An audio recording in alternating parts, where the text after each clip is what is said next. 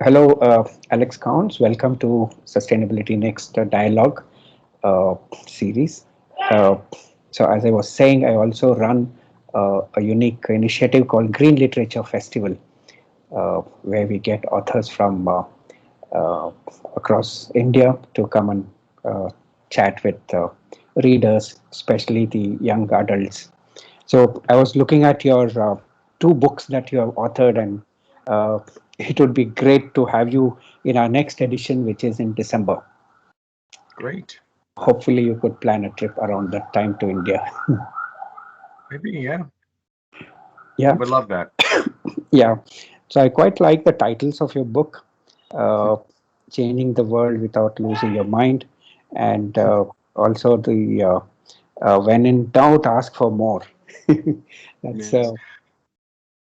I've also written a third book, which is called Small Loans, Big Dreams. oh, And it's about the work of my mentor, Muhammad Yunus, yeah, from Bangladesh. yes, yes. And it was my first book, but it's just come out in its third edition.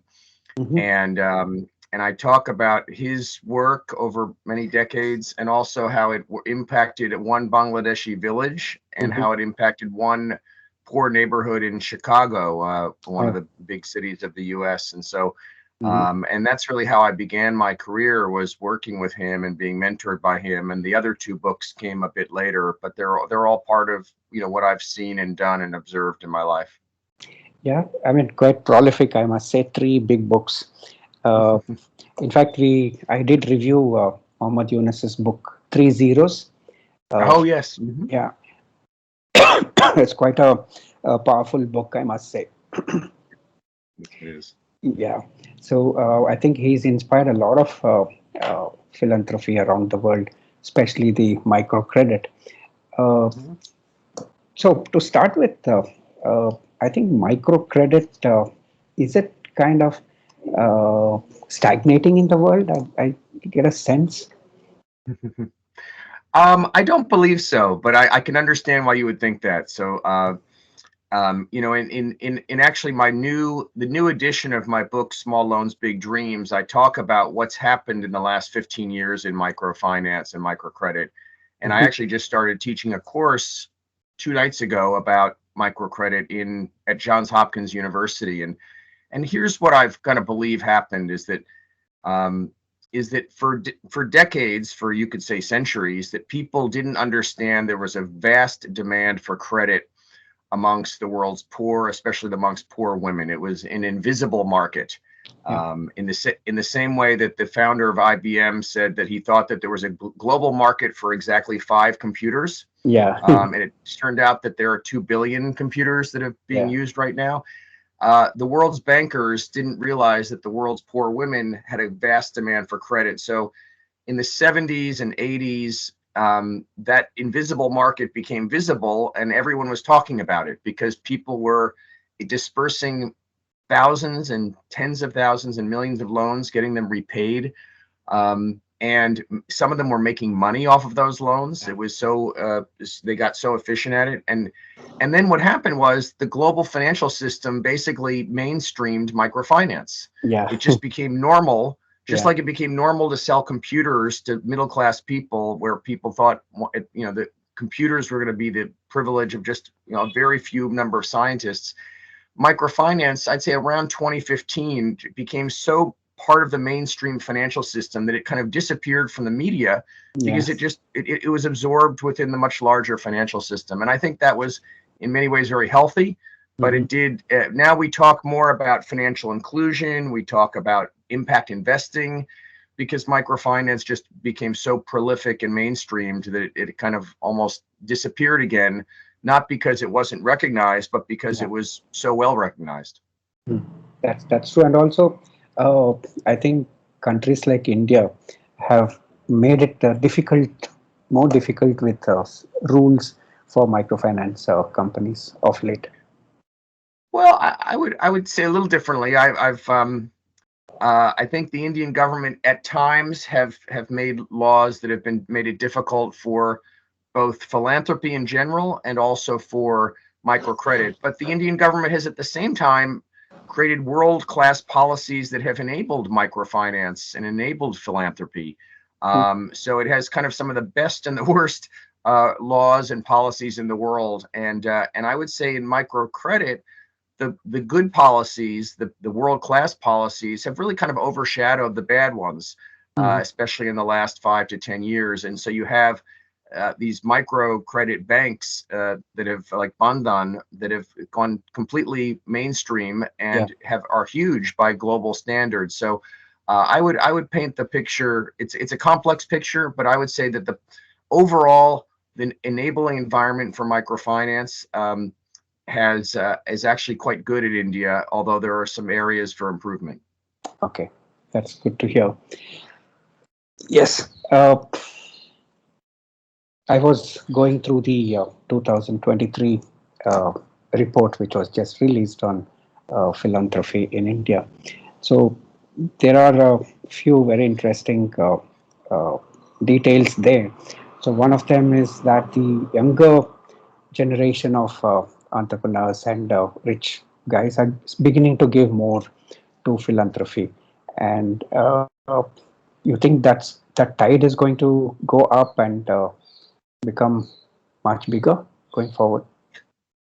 I do think that. I think one of the good laws in India around philanthropy is this law around corporate social responsibility. And the Indian government is saying that if you're doing well as a company, you should give back. Now, I think there are some ways that law could be improved, but I would say overall, it's a world-class law. I think it sends a signal to people that they should behave similarly, that if they're doing well as professionals, as entrepreneurs, they should feel a sense of responsibility for solving some of the problems in society that they see around them. And I think and I think that will grow. I'm more familiar with the philanthropy market in the U.S., especially among Indian Americans. And what I see there is a lot of growth in quality and growth in quantity. Now, a study that was done at the beginning, where at the same time that India Philanthropy Alliance was created, said that Indian Americans volunteer at almost double the average number of hours of normal Americans, other Americans, which is incredible, right? So almost for every 1 hour that I would, as a non-Indian, I would volunteer, on average, an Indian adult would volunteer 2 hours to every, almost just under. And so that shows that people care, but the amount of donations was less for Indian Americans, because I just don't think the Indian charities that and many of the leading ones I'm affiliated with through IPA, I don't think they've quite earned the trust of Indian American donors yet. There's some skepticism that is the money really going to where it should be going. And if we do a better job marketing, I think the donations are going to skyrocket in the next 5 to 10 years. And I think that's inevitable. I think we're just trying to speed that process up. But yeah, the Indian philanthropists and the Indian American philanthropists, I think, are the sleeping giants of global philanthropy. And I think they're starting to wake up, and it's very exciting. Yeah. So what would be your marketing pitch? Well, my marketing pitch is that people like me and like Indian Americans who care about India and care about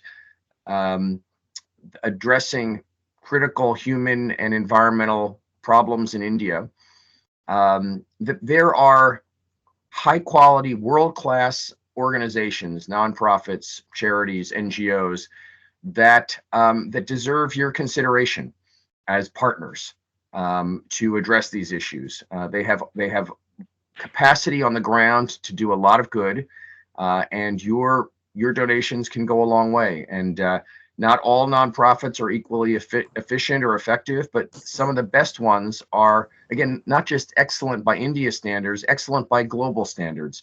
So check them out and see which ones you want to partner with. And that philanthropy can be a joyful experience, and fundraising can be a joyful experience. In the same way that when you help a fellow human being in a personal way, you feel a sense of joy. Well, doing it in a collective way through philanthropy can give you that same sense of joy. Yeah. That's well said. Uh, you said uh, some laws for CSR could be improved in India. Can you just specify some one or two? Yeah, it's both the laws and also the kind of the practices of how companies have responded. I think companies have tended to there are two things that I'd like to see changed, and I have to say that the amount of money coming from CSR to Indian charities has grown, is again is a model for other countries. So I don't want to disparage it, but I think that number one, because of the way the law is written and the way it's being followed, is that a lot of companies will tend to provide money for just a single year. They will provide it for 1 year, and then they kind of see, okay, how much profit do we make next year? And a 1 year planning cycle, if you're trying to solve entrenched problems of ill health, poor education, poverty, Yeah. ecological, you can't do that effectively on a 1 year planning cycle. Yeah. You need more longer term support. And so if companies could figure out how to apply this law so that they could say to a charity, what problem are you trying to solve, and you know, and what how many years of support do you need to implement a new program or project or pilot project? And it might be 3 or 4 years or 5 years to really make a comprehensive impact. So that's one. The second is that a lot of companies, not all of them, have wanted to fund things that are kind of close to either where they operate, where they have, Yeah. Yeah. or close to where their customers are, which tend to be urban centers that where there are definitely problems, but some of the deepest problems are in the remote rural areas, and Yeah. yet those are not places where their employees or shareholders or customers tend to be. And so you have a mismatch between the needs and where the resources are going, and both between rural and urban, and between some of the more wealthy, progressive states and some of the more backward states. And so I'd like to see that a better match between where the resources are needed and where they're spent. But Also, these are problems that can be yeah. worked out over time, I think. Yeah. Also, I believe that the NGOs, depending on CSR funding, are not able to attract talent, good talent, because of the restriction of 5% or 7% on the uh, on administrative cost. So that really is a big issue, I'm told. Yeah, the restrictions on administrative costs within both CSR funding coming through the FCRA channel. Yeah. And you know, we're having a lot of debate about this in the United States, both in Indian American philanthropy and in philanthropy in general, because there's a kind of a myth that the best way to select a charity is to say how much money goes to the cause Hmm. versus how much money goes to administration. And the higher amount that goes to the cause, the better. Yeah. And I find many of us who've thought a lot about philanthropy feel that that's a very flawed way of thinking about it, because the first of all, all of it is the cause. Raising money for the cause is part of the cause. The Yeah. administration to back up, and think of it this way: do you? I often ask this question: do you choose an airline to fly on based on which airline spends the least on maintenance? Yeah. No, you do. You actually do the opposite. You say, Yeah. I want to be safe. I want to, and I want to fly on an airline that actually takes the maintenance, their administration very seriously. And in the same way, it doesn't make any sense to look at these very crude ratios of so-called efficiency in choosing a charity. I think it's much better to look at whether a charity is actually changing things in society.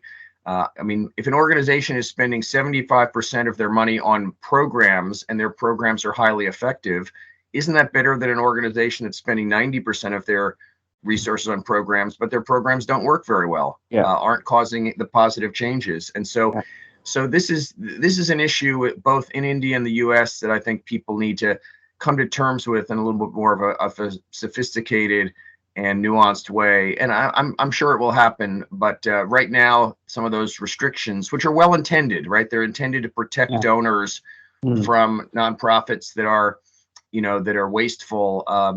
But I just don't think they have the intended impact. And I think a much better way of thinking about selecting charities can be used, and I think it will be. Yeah, yeah. So The talent issue is critical in nonprofit work. You're absolutely right. It is, especially now if you're talking about the climate change, the biodiversity, and conservation. I think frozen. Can you hear? Did you hear that? No, I think I missed that question. Please, Okay. If you could repeat it. Especially when today NGOs have to deal with climate issues like biodiversity, conservation, and there you need very highly talented, trained scientists to work with, and you cannot pay them uh, small salaries and get them to come and work on, especially these climate issues, isn't it? Oh no, absolutely. The need for highly trained technicians in microfinance. You need people with who are kind of world-class financial engineers who've worked in the big firms in Bombay and New York, and the same way in climate change. You absolutely need PhDs, people that can command that. And one of the groups that's involved with India Giving Day this year, we have 34 of the leading charities that are in the U.S. and also active in India, is called A-Tree. And A-Tree is led by this this wonderful man, Dr. Kamal Bawa, kind of the Muhammad Yunus of environmentalism in India, in my view. And one of the things he's done is he's gotten some of the most kind of thoughtful philanthropists, some of the philanthropists who are, I think, most sophisticated, kind of where the rest of the philanthropic sector is going. They're already there, and he's been able to get them to provide endowment funds, so that those endowment funds can actually be used to pay the salaries of some of these highly trained PhDs to work on climate issues. And so again, the entrepreneurial, innovative nature of Indians in general is also starting to play out in the philanthropic sector, where people are finding ways to meet this need for highly trained talent. But there's a long way to go, and some of these restrictions would, if they were changed, would definitely help. So one of the highlights of the report is that the foreign funding in India has become stagnant in this. So why do you think so?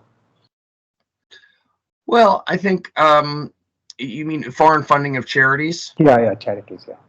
Yeah, I think first of all, people in the U.S., they see that, and I guess foreign funding in terms of from official governmental aid is drying up because India has become one of the wealthiest countries in the world. I think that's one of the reasons. In terms of private funding, I think people, number one, that in many of the countries where the diaspora lives, there are also issues to be dealt with. And so, if I'm a Indian American entrepreneur in Dallas, there are issues of homelessness and poverty in Dallas. And so people want to consider those. Some of the second and third generation Indian Americans don't have as strong a sense of affiliation with India as their parents and grandparents did. And also there are, some of the nonprofits have had difficulty getting, have had difficulty with their FCRA status, and those have come under question. In some cases, rightfully so. In other cases, perhaps not. And also, people see all of the money coming from the corporate sector in India, and they say, "Is my money still needed?" And so all these factors have maybe led to a certain degree of stagnation, but also I think that's what we're trying to do through India Giving Day, is to show that despite all the amazing progress in India, that there are still needs, and that there are world-class nonprofits that can address those needs. And also, we're trying to say that, yes, the Indian government has more capabilities, talent, resources than ever, but nonprofits have an ability to kind of guide and partner with government. And in fact, some of the best government, again, I've worked in my career in Africa and Latin America and Southeast Asia, and the track record in India, particularly in certain states, where NGOs and the state governments work very effectively together, that the degree to which NGOs can kind of incubate innovations, and then hand in hand with the government, and then the government can take those innovations across the state once they're really well developed. It's a model for other countries, really, and so I think when we tell that story, that that there's still many nonprofits that can accept foreign funds, that they have the FCRA status, and it's been renewed, that these are highly effective, efficient nonprofits, and in some cases they're able to develop innovations that don't depend on them entirely to scale, but governments can be a partner in scaling. This is a story that I think people will find very attractive, and I think you're going to see a significant growth in. I can't speak about other countries in the world, but American philanthropy to India, I think, is on a pretty steep growth trajectory over the next 5 years. That's interesting to hear, but there's still, I think, a huge trust issue between the government and NGOs and society, civil society. Do you think that getting better, or is it getting worse? Well, I think, first of all, I think you have to make a distinction. You see, in the United States, and I think in India and many other countries, you have at the federal level, you have politicians who tend to be more ideological, tend to be a little bit less connected to the on the ground reality. And so in the United States, you have the quality of dialogue about the future of our country is often not very good. And people take very dogmatic positions on issues. Now, some of those dogmatic positions I agree with, some of them I don't as an individual. If you go down to the state and local level, people tend to be much more pragmatic. Yeah. And as I say sometimes, if I live in this town, and if a pothole gets filled or doesn't get filled, it doesn't matter whether a Democrat or a Republican fills it. It's just I know that I don't have to drive over it the next day if they fill it. And in the same way, many state and local governments in India, I feel, are extremely welcoming to NGOs and work very effectively with them. And in fact, there's almost a kind of a competitive federalism where some of the leading states, they compete for the best NGOs to kind of do the most work in their state. Whereas at the federal level, it's a mixed bag. In some ways, for instance, with the CSR law, it's been very helpful to nonprofits.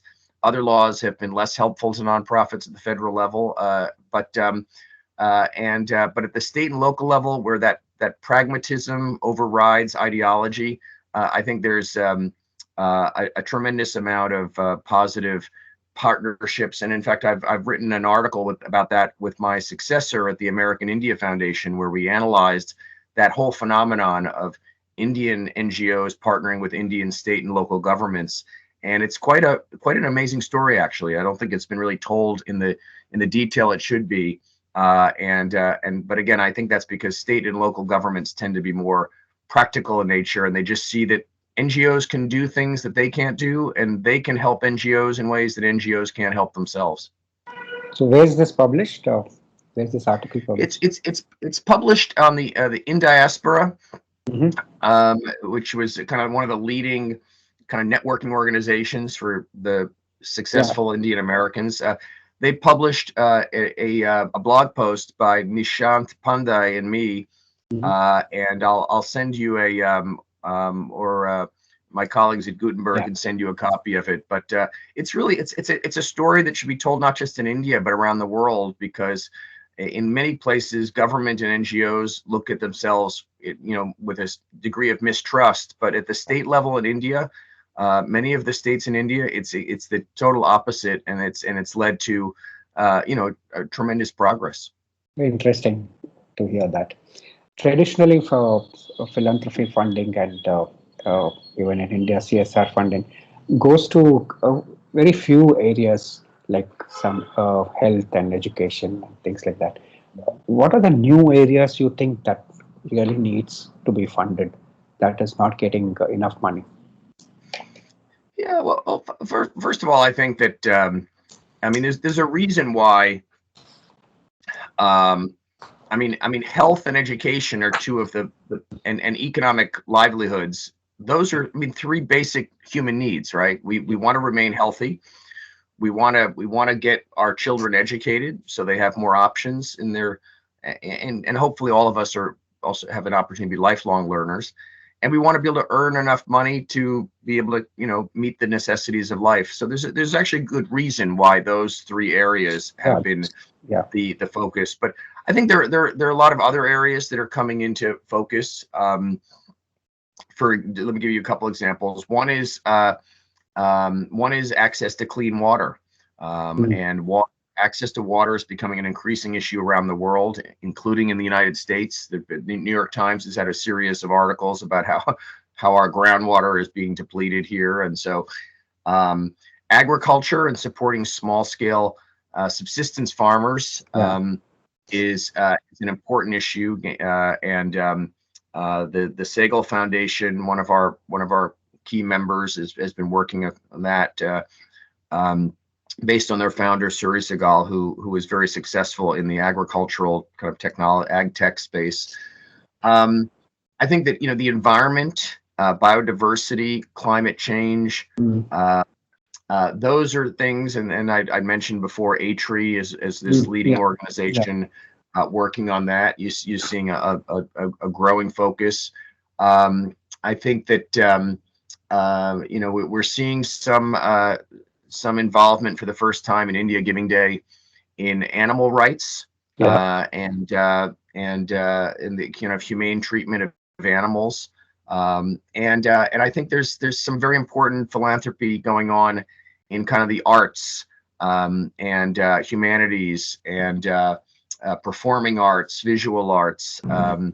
I spent early part of my career in Bangladesh, which has always had a close relationship with Calcutta, which was kind of one of the real arts centers of the Indian subcontinent, and so I'm certainly familiar with that, and I think these are areas that are important. Higher ed is also something. We think of education as more primary education because there's so much evidence that if a girl graduates even fifth grade, she has much better economic prospects. But one of our members, the Foundation for Excellence, has been providing scholarships to students, low-income students, to pursue medical and engineering degrees, and this has been a amazing success, including that most of the scholarship recipients, once they get established in their careers, they sponsor 2 scholarships themselves.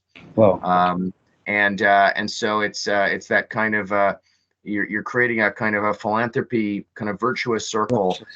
So these are some of the kind of the new things that I'm excited about. That's interesting. So what are your new plans for IPA? Well, we are, this is our second year for India Giving Day. It was kind of inspired by there's a tradition in India that was, I think, initially called the Joy of Giving Week, and later became Dan Utsav. And I've talked with the people there, and I think that they've developed something very appropriate for the Indian market, and we've kind of adapted that, called India Giving Day, an annual tradition to celebrate and advance philanthropy in the U.S. towards India. Last year we got more than 1,000 donors. The first year we had no track record. This year I think we're going to more than double that. We've got 12 of the leading philanthropists, Indian American philanthropists, who've joined us, and that we've got some, we've got a number of ambassadors who are very helpful to us. So So building this tradition so that we can go from raising 1.3 million last year to 5 million, 10 million, $100 million, but in the process to also change philanthropy qualitatively, to make it more youth friendly, so that you don't have to, we don't want to have philanthropy where you say, okay, we only want you involved when you're 50 and 60 years old if you've made a lot of money. Philanthropy is for everyone. Philanthropy is for everyone who wants to be a change maker. And we especially want to cultivate young people who have a heart for India, whose parents or grandparents may be from India. We want to make philanthropy less kind of transactional and more transformational, more joyful. And we want to help people come to trust that if you choose your charity wisely, based on really the most important factors, and again, I don't think this administration overhead is that important a factor, but if you choose, you can have a big impact on society, and that can be part of your legacy.